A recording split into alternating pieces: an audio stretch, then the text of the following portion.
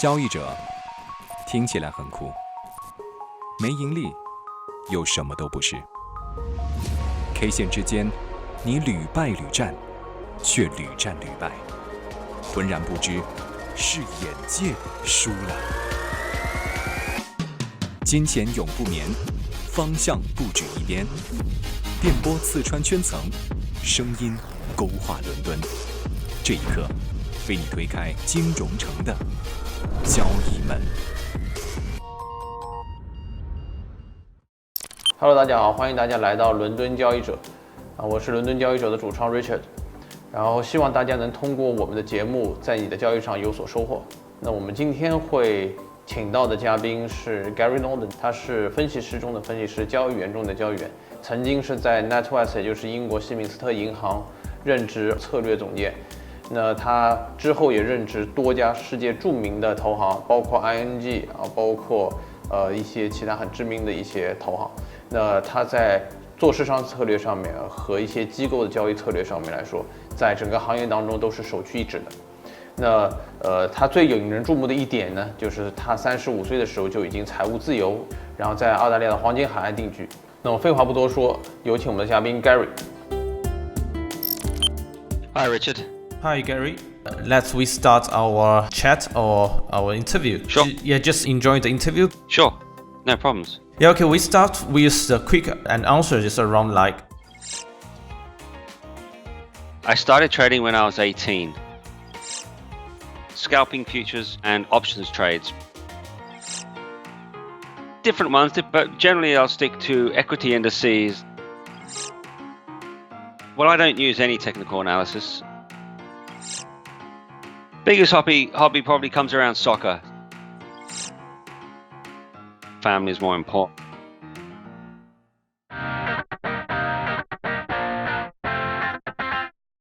You are a very experienced trader. How did you get into trading? When did you start trading? I've traded in a number of different markets. I started trading when I was 18. I got a job at a Japanese investment house and I was given a trading book 6 months after joining. I literally joined the Japanese bull market at the peak and it collapsed. And in fact, as it was collapsing in 1990, 1991, that's what provided me the opportunity to trade because all the traders, that's why I started trading at 18, was because literally 2 or 3 months after joining, the traders were losing lots of money. And the management needed to get different people in and they chose me to trade this book. And that gave me an opportunity during the crash. And the same, every time I've joined a market, it has generally gone crashed after. And it's nothing to do with me, I can assure you. Did you become the options market maker at Life in 1993 when you work for Live on the floor? So what kind of job, what do you do every day? There are two types, and I had two different roles. I was on the floor for, I think, 7 or 8 years in total. You either work for yourself or you work for a bank. I did both. So when I worked for myself, I was actually an options market maker. So you stand in the pit, the same pit, you trade the same market every day. And for me, it was, I traded German interest rates, I traded German bond options, and I traded FTSE options. So they're not at the same time, obviously, but different times. Look, when you work for yourself, you really only care about what you're doing. You're trading in small size. You just care about making money for yourself every day. So with NatWest, what had happened, so I was 23, I think, when I got offered that job. But I'd already been trading for 5 years, so I'd had a reasonable record. But importantly at that time, in fact, the markets were very difficult. Options markets were getting quite difficult. A lot of guys had come over from the US. It was getting quite competitive. And what happened at that time was a number of banks, NatWest, I think Salomon, JP Morgan, Goldman Sachs, a lot of the big banks recruited market makers from the pits to run their options. They realized that whilst they had a lot of business in the bank, they didn't have that knowledge that market makers have of how to actually handle that business and, you know, more nuance and more knowledge about how options work in the real world, which market makers are always the best traders. So NatWest approached me. I think NatWest were 32nd when I took over. And within about a year, we were the 3rd biggest options team on the floor. And from my perspective, it was a great opportunity to work for a big bank. Okay. And you have written several books, so 2 books, I think, right? Yeah. Yeah. And can you tell me why you published them? I think you have answered some points from the beginning. And so just can tell me more about why you love to write the book and publish them. The first book was called Technical Analysis and the Active Trader. It's hard to get now. It was published in 2006, I think. Really, the first one was kind of by accident. So I left the city of London 2003 and I moved to Australia. And for my whole trading career up until that point, I didn't know anything about the retail industry. I literally knew nothing. And I came to Australia and I was in a local newsagent and I saw this trading magazine. So I picked it up and read it and I was really horrified. It was all about technical analysis. It was all about Fibonacci, Gann, trend lines, chart patterns. And I can remember thinking, this is nothing. And not one trader I've ever worked with has used any of this. I started to realize that in the retail industry that it was almost all technical analysis and chart patterns. So what I did then was, it was one thing for me to say, I think this is rubbish, but it's another thing to go away and find the information. So I spent 2 years researching technical analysis. I contacted universities, institutions all around the world, dozens and dozens and dozens, university professors on psychology and all that sort of stuff. And then that's how the first book came in. I needed to investigate, is this technical analysis, chart patterns, Fibonacci levels, is there something with this? So what I was really trying to do was warn retail traders, be very careful. And so that's how I wrote the first book. And then the second book, again, came about a little bit out of accident. I was at an investor trader kind of meeting, and this guy who was a broker, salesman kind of guy came in and gave a talk. And so much of what he said was absolute rubbish. So I just felt, again, I was driven by the fact that I didn't want people getting hurt by all this nonsense. There's a lot of what I call, this junk food industry. And so the second book was published a few years ago, An End to the Bull. And I really wanted to get rid of some of the myths of trading and explain really a different path to retail traders to try and get them on a better path to sustainable profit. Or the other thing I was trying to do with the book was to say, if you think this is too hard, it's best not to trade. Yeah, that's a good point.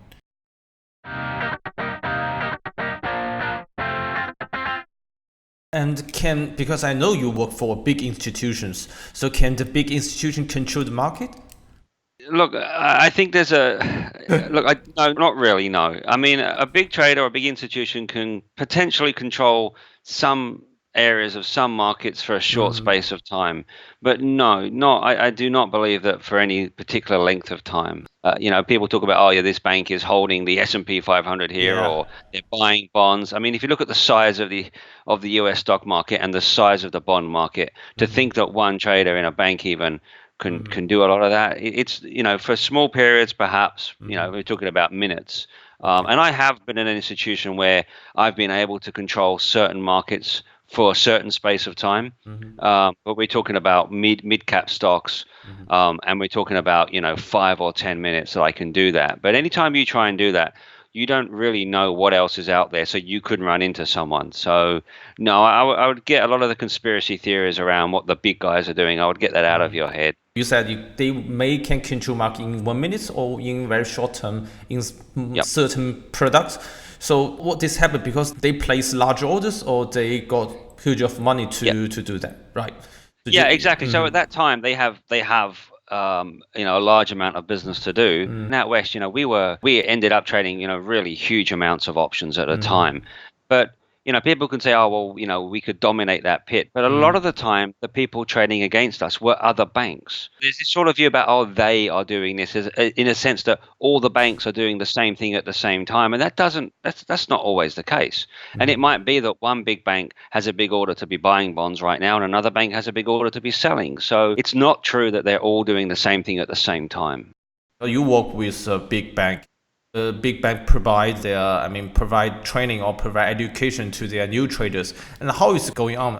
The way that obviously the traders are selected, that doesn't always mean that they select good ones. And so in a bank, you get a more rounded, a much more broader training to begin with. You learn about lots of aspects of investment banking, of markets. That's the first thing. And of course, the next thing is you sit next to one of the experienced traders for a long time. So, you'll be sitting next to him learning. Saying that, there's still a reasonably high failure rate of bank traders. So generally, I would say that the benefits in banks is that more broader. The banks are trying their people to get a more broad experience. How is the rate Can you tell me?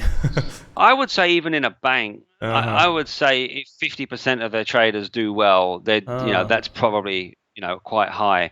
And the same with a lot of you hear about the futures prop rooms around the world. I've heard from a number of people who have been in prop rooms that many of them will have failure rates no different from the industry. So we're talking about 80 to 90% of the traders in prop rooms failing, and that's not easy for people. Every day you're facing challenges.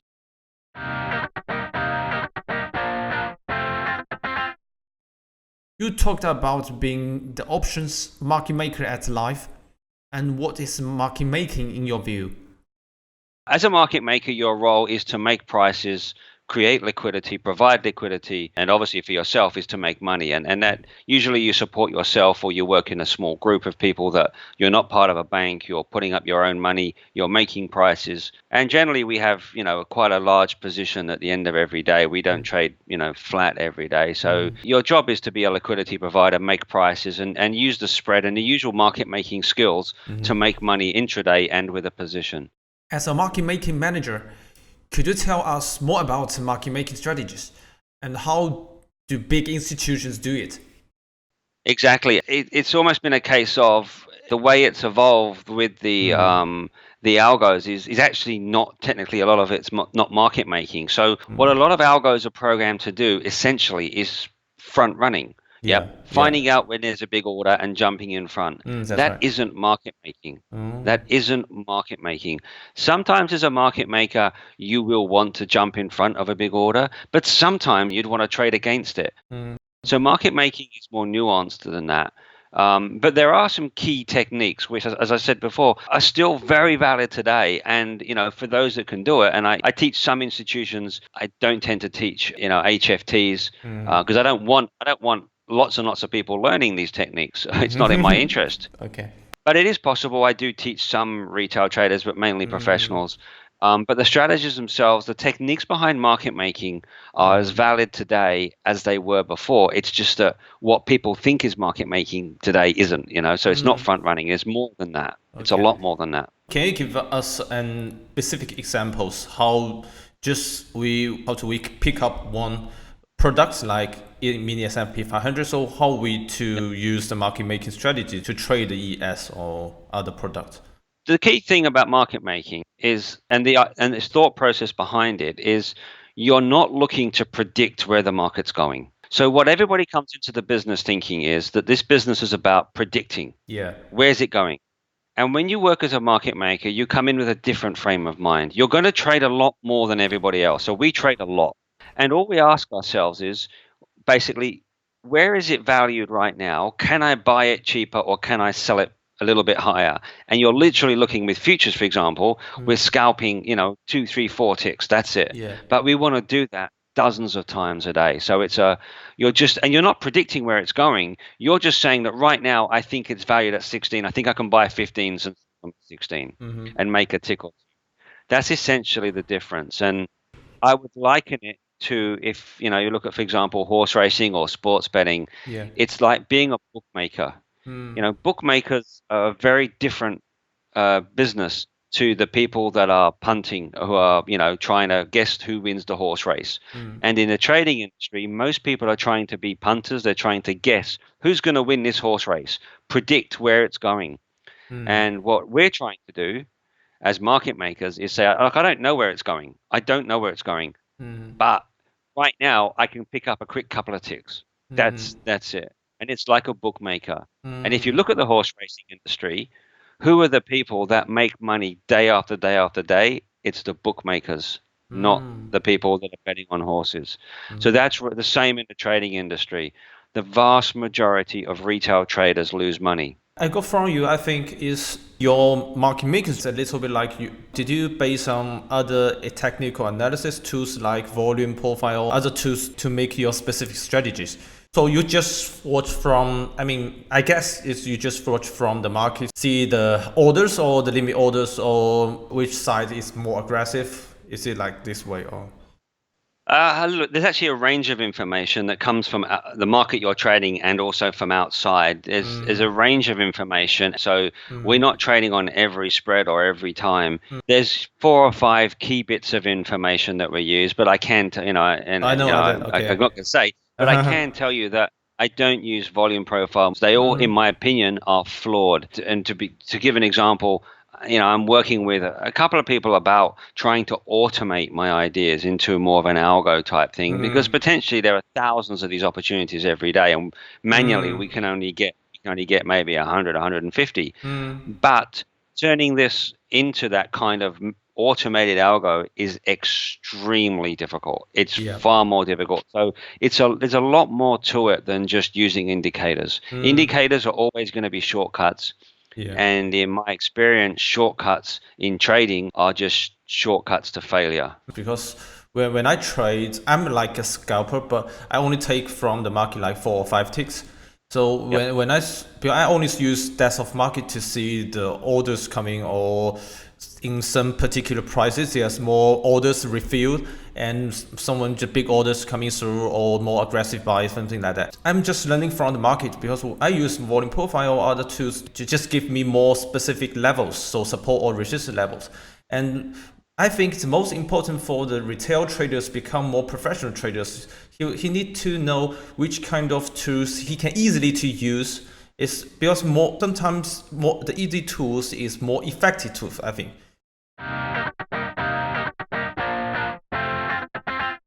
Have you experienced, biggest mood swings in your trading career? How did you get through that?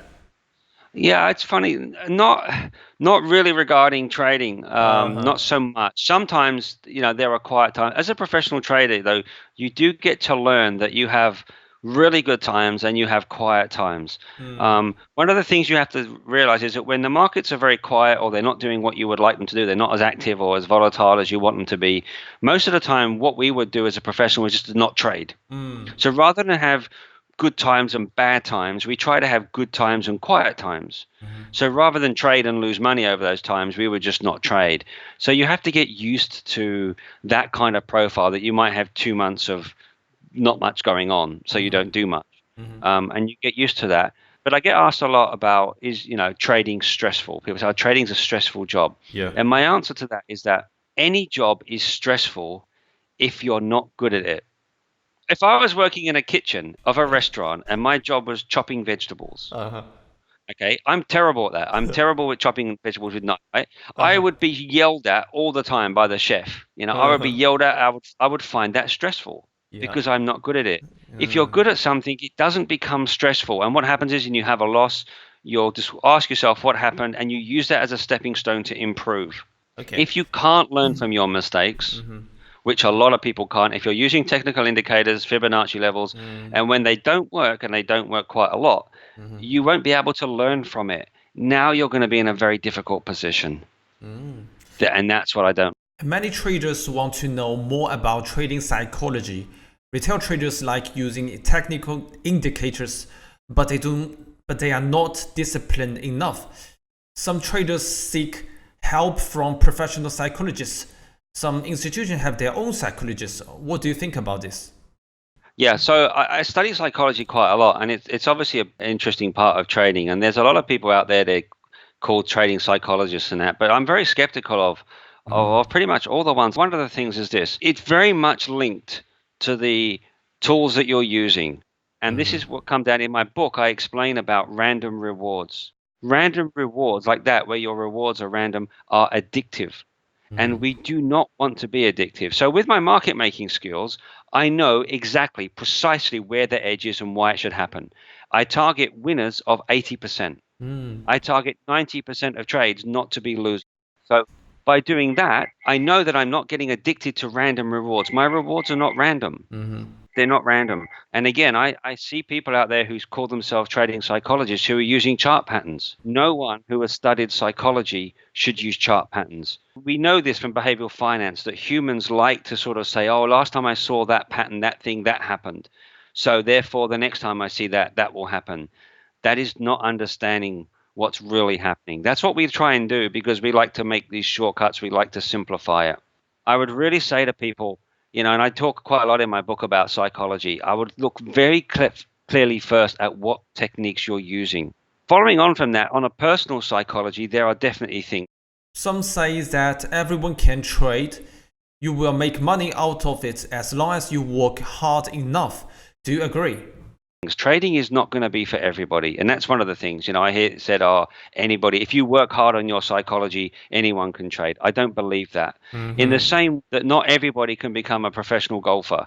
Even if I had lots of lessons and the best golfer in the world trained me, I know that I cannot become a professional golfer. And partly it's down to my psychology and my work rate. In your opinion, what are the requirements to be a trader? Number one is you must be very disciplined. You cannot be a successful trader without discipline. So you must cut your losses quickly. It's just essential. Secondly, you need to want to win. And I mean want to win really badly. The discipline the word is easy for retail traders. When I lost the money, so I want to back the money back, so I will put more loss on the account or on the trading. So I will get a huge loss and I lost everything. Everyone can understand it. How can we to do this? So do you got any suggestion for us? And again, it comes down to the strategy you choose. If you choose a swing trading, for example, strategy, where your P&L and you're trading 5 lots of futures, your P&L is going to be up or down $2,000 a day. Yeah. And with all swing trading, it's very unreliable. You'll sometimes make, you'll sometimes lose. You're going to have a down day someday of 2,000, and maybe the next day's a down day of 2,000. And now you're in trouble, right? Now you do have problems with discipline. So the first thing is, if you choose a method of trading, for example, like scalping futures, like what you do, okay? So scalping futures, small terms, where your profits are $50, okay? But you want to do maybe 20, 30, 40 trades a day. And let's say I target that I believe that I should make 8 times out of 10, I should be making money on a trade. So let's say I have 4 losing trades in a row.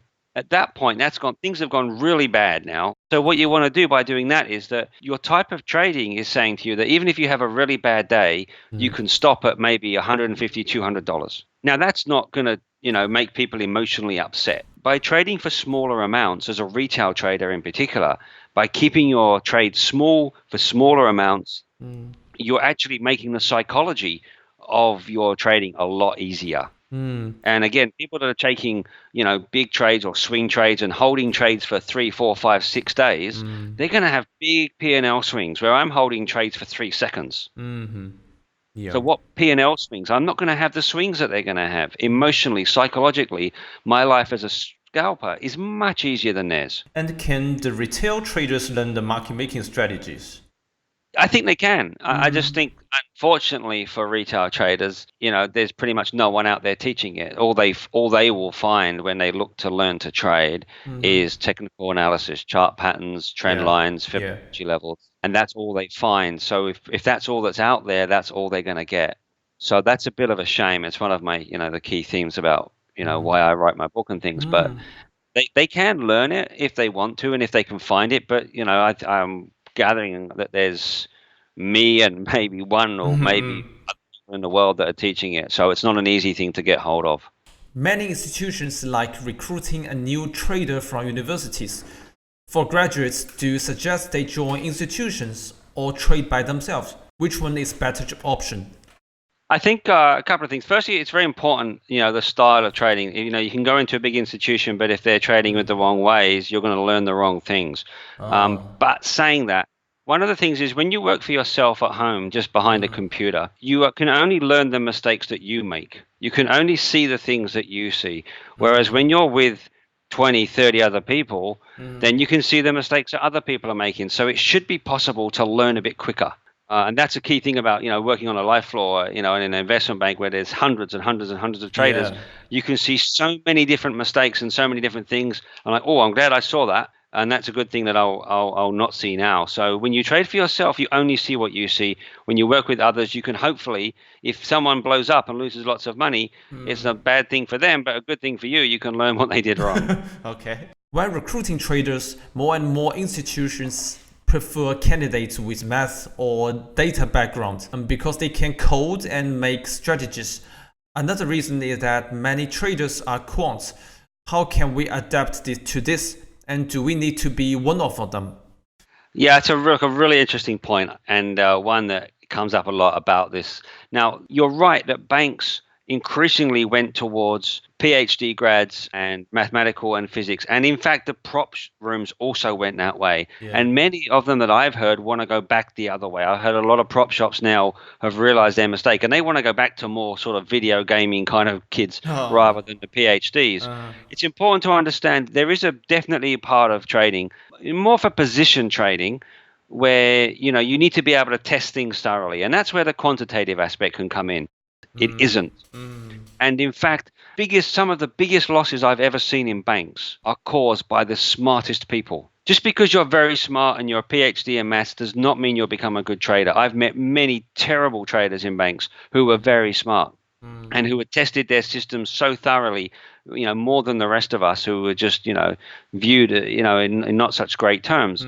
They lost a lot of money. And if you look about, LTCM, back in the 1990s, they were supposedly the smartest people going around. The biggest hedge fund, the smartest hedge fund, only got the best people, Nobel Prize winners, and they blew up. So it's really important to understand that trading is not a mathematical problem. Yes, you can test things, but it doesn't mean it's a mathematical problem. And secondly, it's not about how smart you are. You can be very intelligent, but it doesn't make you a great trader. It's a lot more than that. But for you, what is the motivation for you still to trade every day or regularly to trade? Really, it's about challenge for me, and I haven't found anything else that gives me the challenge that trading still gives. Even though I've done it for 30 years, I live in a beautiful spot just near the beach in Western Australia, so it is beautiful. In London, my career started early, so as I said, I was 18. So by the age of 32, I'd already achieved pretty much everything that I thought I could achieve in London. Yeah, you start again, you never believe just because I've been successful for X amount of years, I'm going to be successful tomorrow. You have to have that humility, be humble, and say, look, every day is different. So it's about a challenge. For me right now, also, I'm working towards almost the last challenge left, which is to start my own hedge fund. So I'm hoping to get that started, perhaps later this year or early next year. So I'm developing with, as I say, a quant friend that I work with. We're developing strategies now. So that's probably the only thing that I've never done in this industry is to start my own hedge fund and to try and make it. So that's what we're looking at the moment. And that's what's driving me right now. That's very interesting. I'm just looking forward to your hedge fund. That's it for our today's interview. Thanks a lot, Gary, and we learned a lot from you and your experiences because you got over 30 years working in the institutions and banks, and you share your market making strategies. And I think that's quite rare in the market right now, and it's really rare in Chinese market. And I hope the Chinese investors or traders can get your point. I get a lot of points from you. Just thank you so much again. Thank you, Richard. I've really enjoyed the chat. Thank you very much. 通过我们今天和 Gary 的采访呢，我相信大家应该是受益良多。首先，第一个是机构是如何做交易的，特别是像大型的商业银行或者是一些投行，那其实他们真的是花了很多的资金在策略上面，或者是在人员的储备上面，跟我们个人交易者差距比较远的，因为个人是很难去做市商的一些策略。那第二个呢是 Gary 跟我们分享了很多关于交易心理学上面的一些他的认知，那他从机构交易员的一个角度上面给到了我们的一些建议。那Gary 的内容是值得大家多次去观看，然后去体验的。我从他的谈话过程当中学到了非常多的一些知识点。那我们做一个预告，下一期会邀请到的是 Steve。那 Steve 呢是一个非常有趣的交易员，他曾经在 Life 交易所任职长达10年时间。那之后他就转型成为提升效率的这样一个培训师，主要就是提升交易员的效率。也就是在帮助交易员破解他自己一些瓶颈期如何提高他的专注度，如何提高他的交易效率，如何提高他的盈利效率，包括在交易心理学方面也是 Steve 非常非常擅长的内容。那希望大家锁定我们的伦敦交易者，那期待我们下一期的节目。